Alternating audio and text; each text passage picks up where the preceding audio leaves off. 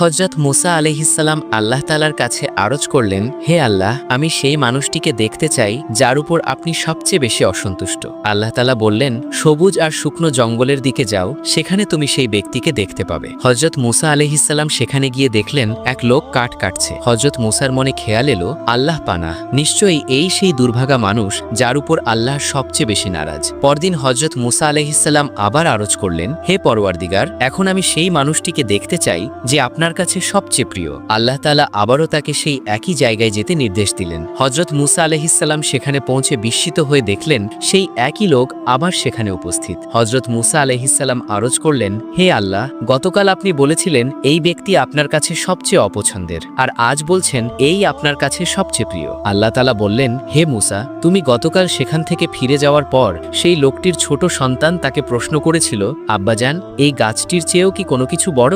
সে উত্তর দিয়েছিল, হ্যাঁ বাবা, আমার গুনাহ এই গাছটির চেয়েও বড়। তারপর শিশুটি আবার জিজ্ঞেস করল, আব্বাজান, আপনার গুনাহগুলোর চেয়েও কি কোনো কিছু বড়? এই কথা শুনে সে লোকটি কেঁদে ফেলল এবং বলল, আল্লাহর রহমত আমার গুনাহগুলোর চেয়েও বড়। এই কথাটির কারণেই আমি তার সমস্ত গুনাহ মাফ করে দিয়েছি।